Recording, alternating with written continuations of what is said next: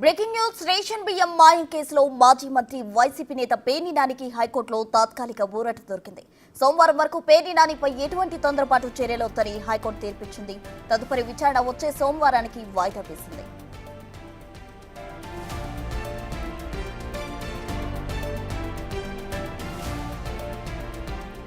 Ration బియ్యం మాయం కేసుకు సంబంధించి మాజీ మంత్రి వైసీపీ నేత పేర్ని నానికి హైకోర్టులో తాత్కాలిక ఊరట లభించింది. అయితే సోమవారం వరకు పేర్ని నానిపై ఎటువంటి తొందరపాటు చర్యలు తీసుకోవద్దని హైకోర్టు తీర్పిచ్చింది. తదుపరి విచారణ సోమవారానికి కోర్టు వాయిదా వేసింది.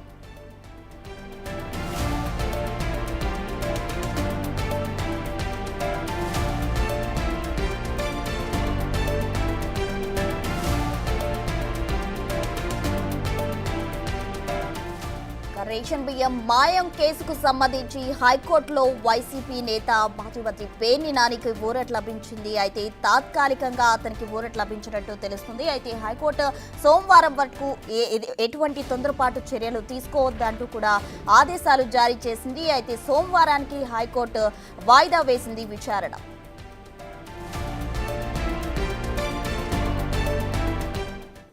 వైసీపీ నేత మాజీ మంత్రి పేర్ని నానికి హైకోర్టులో తాత్కాలిక ఊరట లభించింది. పూర్తి వివరాలు మా ప్రతినిధి శివ విజయవాడ నుండి అందించేందుకు సిద్ధంగా ఉన్నారు. శివ, మొత్తం మీద చూసుకుంటే బియ్యం తగ్గిన దానికి సంబంధించి మచిలీపట్నంలో గోడంలో తగ్గిన రేషన్ బియ్యానికి సంబంధించి కూడా పోలీసు అధికారులు నిన్న సాయంకాలం పేర్ని నానిని A6 గా చేరుస్తూ కూడా ఛార్జ్ షీట్ లో రిమాండ్ రిపోర్ట్ లో పేర్కొనడం జరిగింది. ఈ నేపథ్యంలోనే నిన్న సాయంకాలం నుంచి కూడా పేర్ని నాని అజ్ఞాతంలోకి వెళ్లారు. దీంట్లో A1 గా ఉన్న జయసుధాకి బెయిల్ మంజూరు రావడం జరిగింది. A2, A3, A4, A5 మాత్రం నిన్న సాయంకాలం అరెస్ట్ చేసి పోలీసులు రిమాండ్ తరలించారు. తాజాగా ఈ కేసుకు సంబంధించి కూడా పేర్ని నాని ఈ రోజు ఉదయం హైకోర్టులో హౌస్ మోషన్ పిటిషన్ దాఖలు చేశారు. పిటిషన్ ని విచారించిన ధర్మాసనం కూడా సోమవారం వరకు తదుపరి చర్యలు తీసుకోవద్దంటూ ఆదేశాలు జారీ చేసింది. సోమవారం ఈ కేసుకు సంబంధించి విచారణ చేపడతామని చెప్పి కూడా తన తీర్పులో అయితే వెలువరించింది. ఈ కేసుకు సంబంధించి కూడా సోమవారం పూర్తి స్థాయిలో వాదనలు విట్టామని చెప్పి కూడా న్యాయస్థానం అయితే తెలిపింది. అయితే పేర్ని నాని ప్రస్తుతం అయితే అజ్ఞాతంలోకి మరొకసారి వెళ్ళినట్లు కూడా తెలుస్తా ఉంది. ప్రస్తుతం